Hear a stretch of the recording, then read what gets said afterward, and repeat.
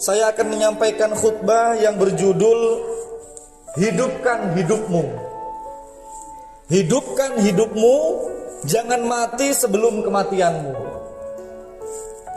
Judul ini saya pilih jamaah sekalian sebab ada orang hanya fisiknya saja yang hidup. Badannya, fisiknya hidup, tetapi jiwanya sudah mati. Ada juga orang yang hidup tapi egois. Hidup hanya untuk dirinya sendiri dan tidak pernah berpikir bagaimana menolong kehidupan saudaranya, menolong kehidupan tetangganya, menolong kehidupan orang lain. Jadi ada orang yang hidupnya egois, cuma memikirkan dirinya sendiri dan keluarganya. Untuk mengupas khutbah dengan judul ini jamaah sekalian, saya akan mengutip surat Al-Anfal ayat 24. A'udzubillahi minasyaitonirrajim. Bismillahirrahmanirrahim. Ya ayyuhallazina amanu stajibu lillahi walirrasul idza da'akum lima yuhyikum. Hadirin sekalian, ayat ini memerintahkan kita istajibu. Istajibu itu kita diperintahkan untuk merespon secara cepat apa yang diperintahkan oleh Allah dan apa yang diperintahkan oleh Rasulullah.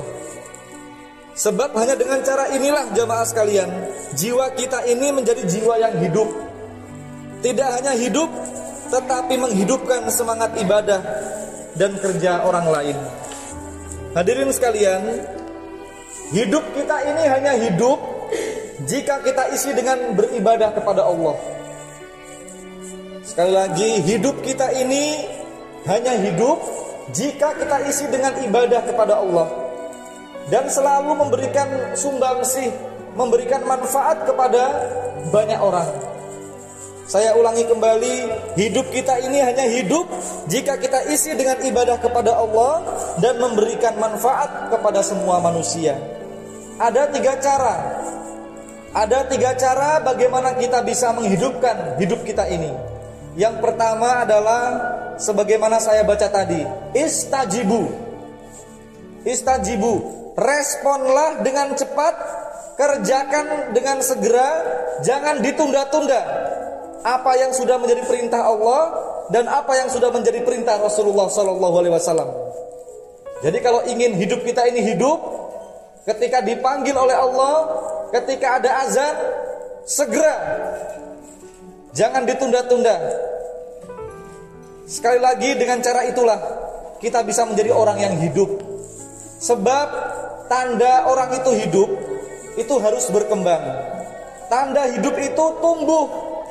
Tanda hidup itu bisa merespon rangsangan dari sekitarnya, dari lingkungannya. Mengapa hadirin sekalian kita diperintahkan merespon perintah Allah dan Rasul secara cepat? Jadi kalau ada kebaikan perintah Allah ibadah, kenapa harus kita respon dengan cepat?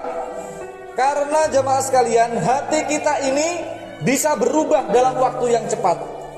Hati kita ini bisa berubah dalam waktu yang cepat. Kalau dulu menggambarkan perubahan pikiran orang itu pagi tahu, sore tempe, itu dulu. Pada saat seperti sekarang ini, perubahan itu lebih cepat dari itu. Bisa saja ada orang yang jam 7 pagi dia masih muslim, jam 7 lewat 5 menit berubah menjadi murtad, tidak Islam lagi. Ada juga orang yang jam 6 pagi ada kemauan untuk sedekah, tapi dia tunda, lalu jam 6 lewat 30 menit dia dipanggil Allah, dia mati. Atau mungkin hartanya hilang, atau tidak hilang tetapi ada godaan. Ada godaan yang mestinya untuk sedekah itu justru digunakan untuk melakukan dosa-dosa besar. Maka hati-hatilah. Jadi mulai sekarang kita harus merespon kebaikan itu dengan cepat. Setiap kebaikan, setiap perintah Allah kita harus respon dengan cepat. Jangan ditunda-tunda. Jangan sampai kita semua dipanggil oleh Allah, kita semua dipanggil oleh Allah dalam keadaan meninggal dunia. Jamaah sekalian yang sangat saya hormati, kita masih ingat ada pepatah mengatakan menanam sebutir biji tomat di halaman itu lebih baik daripada memiliki sejuta rencana tapi tidak pernah dikerjakan. Kemudian jemaah sekalian, cara yang kedua bagaimana kita bisa menghidupkan hidup kita ini adalah kita harus menjadi pembelajar yang terus menerus. Tiada hari tanpa ilmu yang baru, tiada hari tanpa pengetahuan yang baru. Sebab orang yang bodoh itu sebenarnya dia telah mati sebelum kematiannya. Orang yang tidak mau memperbaiki diri dengan iman, tidak mau memperbaiki dengan ilmu agama itu, sebenarnya dia telah mati sebelum kematiannya. Lalu apa yang harus kita pelajari jemaah sekalian? Yang pertama, belajarlah hal-hal yang menyangkut akhirat, yang menyangkut agama. Kita harus tahu mana yang halal, mana yang haram. Kita harus belajar mana yang wajib, mana yang sunnah. Kita harus tahu. Tidak boleh menjadi muslim yang mendapatkan sejuta penghargaan, tetapi kita tidak mengerti mana yang halal, mana yang haram. Bahkan mensolati orang tua kita yang meninggal saja kita tidak bisa. Mulai sekarang kita harus banyak belajar. Apa artinya jemaah sekalian? Semua kesuksesan itu kalau kita tidak bisa memikirkan kesuksesan hidup di akhirat.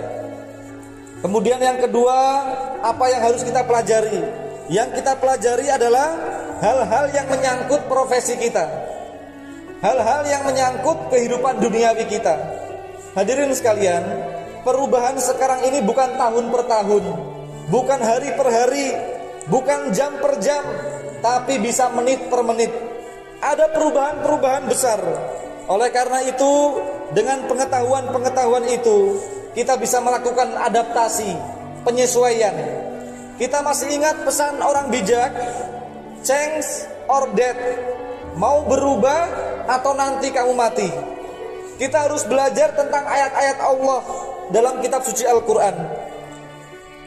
Kita juga harus belajar ayat-ayat Allah di tengah-tengah kehidupan. Jadi ada ayat-ayat yang tersirat di dalam kitab suci, ada ayat-ayat yang kita lihat di alam semesta, di kehidupan kita sehari-hari.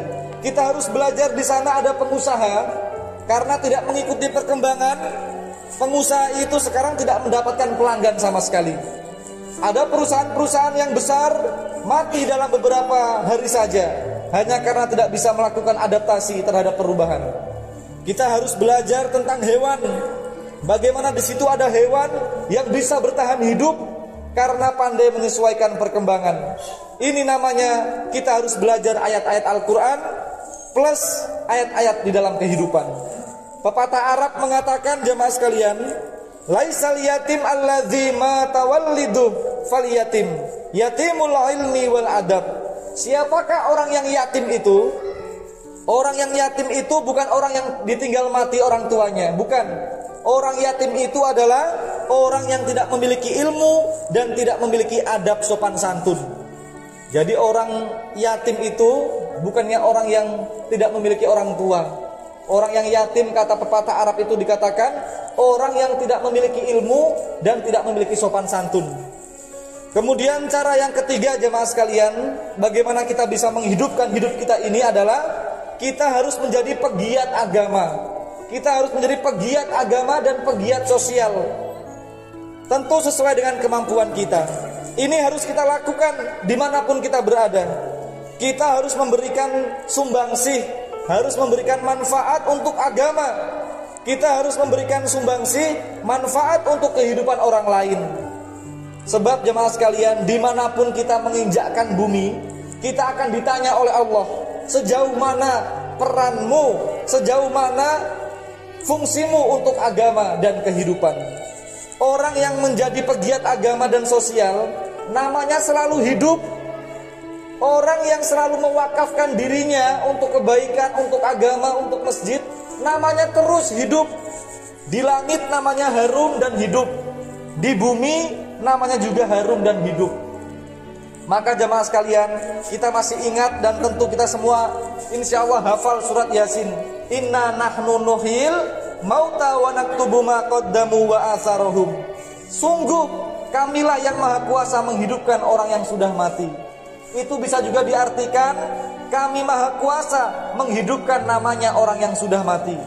Hadirin sekalian yang sangat saya hormati, Masjid Al-Ikhlas ini adalah salah satu bukti tentang ayat ini. Orang-orang tua kita dulu yang merintis masjid kita ini, yang mungkin menyumbang sedekah infak di masjid ini, itu namanya harum di langit. Namanya terus disebut-sebut di dunia. Karena kenapa jamaah sekalian?